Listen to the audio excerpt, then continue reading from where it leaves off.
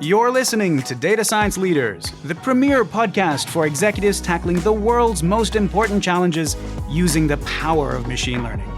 Let's dive in. Hello and welcome to this special edition of the Data Science Leaders podcast, where we are going to be talking about predictions for the next year. 2 years ago, I made the prediction that transformer encoder-decoder networks were going to be the next big thing.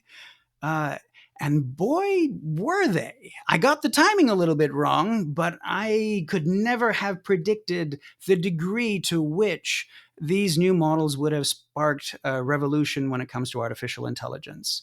The interest and excitement is there like never before.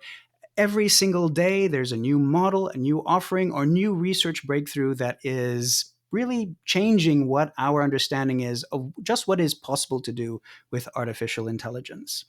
So the long-term future might be hard to predict, but we can predict a lot about 2024. Certain things feel almost inevitable. So without further ado, here are my top predictions for 2024. 90% of generative AI projects are going to fail. And I'm not meaning the experiments. Obviously, a lot of experiments, they're not intended to be successful and drive impact. I'm referring to those enterprise projects that are intended to go in and move the needle.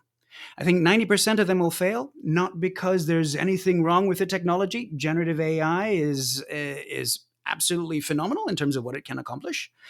They will fail because they're just not set up to succeed. These are organizations who lack the data science talent, the MLOps capabilities, the processes, and the AI leaders in order to ensure that these are successful.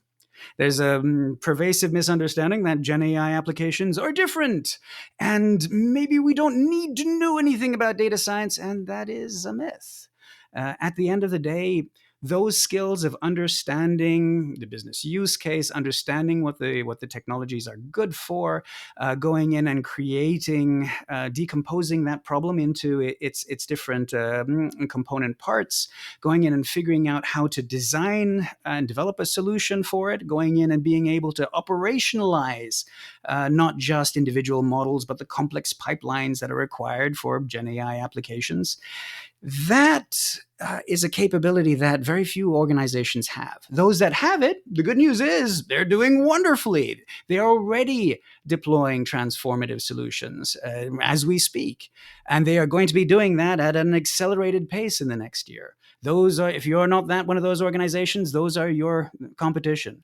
And those folks who have invested in those capabilities, they might not have been intended specifically for generative AI, but it gives them so much more of a head start when it comes to going in and deploying generative AI applications. So again, don't despair. Yes, 90% of them will fail, but those 5 to 10% done by organizations who have and are investing in those capabilities are going to do absolutely phenomenal things. Indeed, they already are doing phenomenal things for use cases ranging from pharmaceuticals and drug discovery all the way through automated customer service.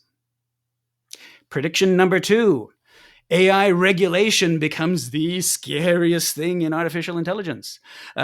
You might have thought that, it's the possibility of something going wrong, or of the models misbehaving, or of scandal because a generative model went in and said something that got posted on social media. That ain't nothing compared to the fines that are being proposed by the European Union.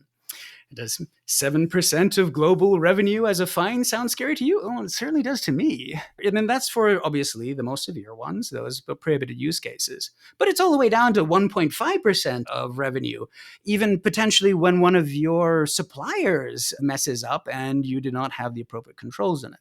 So if you're doing anything that touches the European Union, that worry about what will happen when the EU AI Act comes into force, and yes, it might not come into force in 2024, it's probably going to come in force in 2025, but the fear of that is going to be such that all AI initiatives, especially those involving generative AI over in the European Union, are going to get a wet blanket put over them. There's going to be a fear around those like never before.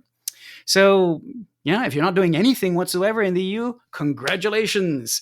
You have this opportunity to get a head start against all of your competitors that are over in the EU. If you are doing anything over there, you're going to have to be very careful. And all organizations should be investing in their capabilities that enable them to comply with any regulation that comes out there. And so being able to go in and have full observability around your models through the development process, through the deployment process, and ongoing monitoring and testing, all of those are going to be even more important than they already are. And even if you aren't in the EU, there's going to be a host of proposed legislation around artificial intelligence that is going to happen on the state and municipal level over in the United States, maybe even at the federal level, because this is an election year and it's going to be a hot topic bandied around by the politicians. But do not despair. Do not let all of this threat of regulation deter your AI efforts. There are plenty of use cases, and arguably an infinite number of use cases, which are well established that aren't going to get you in trouble with regulation. And it is possible to create both the processes, the platforms, and the tooling to help mitigate the risk of any regulatory impact. Prediction number 3, generative AI will spark a predictive AI revolution.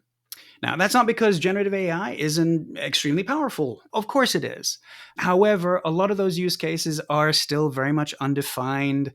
The capabilities and the processes that you need in order to operationalize them, newer, it's harder for a lot of organizations. However, there's a backlog of predictive AI use cases that goes on forever. Use cases that we know have a clear ROI, that we know we should have gone after since time immemorial. There just hasn't been that organizational will to go in and take advantage of those. Well, guess what? Generative AI has created all of that interest and excitement.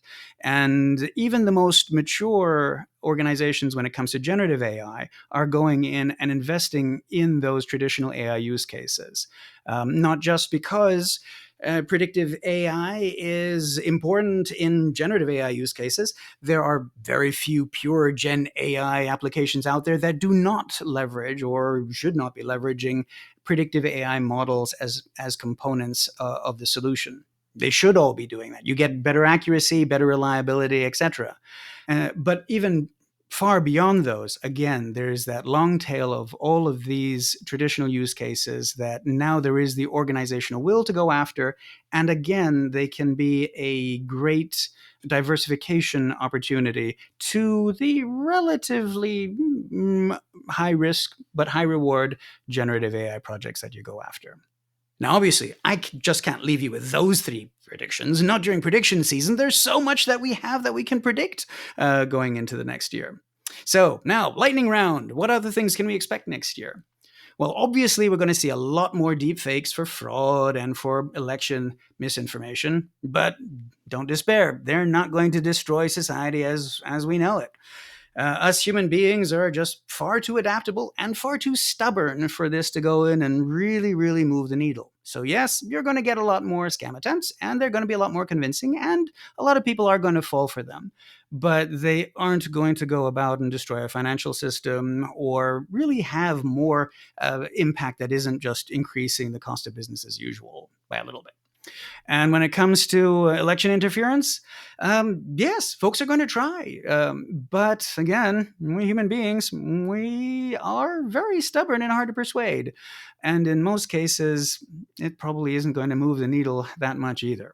Unfortunately, that says something negative about us as human beings.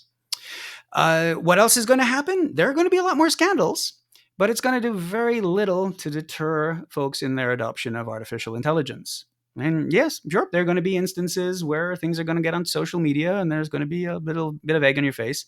But when you're talking about use cases like in the generative AI case, where folks are seeing 5x reduction in costs by leveraging generative AI for customer service automation, for example, the economics of it so far outweigh the downsides of the reputational risk that we're on a pathway that's not going to change.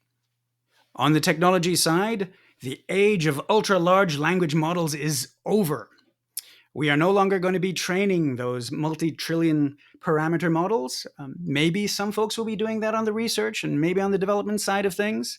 But in terms of the models that organizations will be using, that we will be seeing around us in our daily lives, we are moved towards a Cambrian explosion of specialized, smaller models that are trained for particular domains and use cases.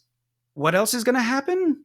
Well, generative AI infrastructure is going to plummet in price. There are new offerings that are coming on board. We are solving a lot of the infrastructure challenges on the software side, optimizing models so they don't require as much. And as we move towards smaller specialized models, again, that contributes to that as well. It'll be slightly offset by the fact that the consumption will be growing by leaps and bounds. But that stranglehold that has been on the Gen AI space of folks just not being able to get hold of, for example, GPUs when they need to, for lack of any being available, that problem we'll see go away in 2024. Investors probably don't have to worry too much about their investments on this side going and being wiped out. That'll probably happen in 2025. So you're good for another year. And then what about the other exciting technologies that are out there? What about quantum computing? Well, quantum computing is being kicked into a coma, right? It's being starved of talent and investment in it. So yes, are there opportunities when it comes to the intersection of quantum and machine learning? Sure they are. Are they going to be pursued? Yes, but how many of those people who are pursuing those are really just looking for a way of getting into the sexiest thing that's out there, which is generative AI, either on the research side or on the investment side of things? So I hate to tell you, for all you quantum fans that are out there, you're going to be waiting even longer, courtesy of generative AI. And same thing holds for blockchain too, by the way. Last but not least, there's one prediction that I am fully confident in. And that is that data science leaders and AI leaders are going to be more important than ever, not just during the next year, but in the upcoming years. They are going to be that crucial factor in determining whether or not projects succeed or fail, and whether or not organizations are able to drive transformation using artificial intelligence. So there you have it, my predictions for AI in 2024. On behalf of Domino Data Labs and the Data Science Leaders Podcast, I'm Kjell Carlsson. Thank you very much for listening to us. Thank you for all of the incredible, difficult work that all of you data science practitioners and data science leaders do on a daily basis. And have a wonderful holiday season and an extremely impactful AI-driven 2024. You've been listening to Data Science Leaders from Domino Data Lab. If you found our discussion insightful, be sure to subscribe to never miss an episode. Your support helps us deliver cutting-edge content and keep the data science community informed and inspired. We appreciate every review. Until next time.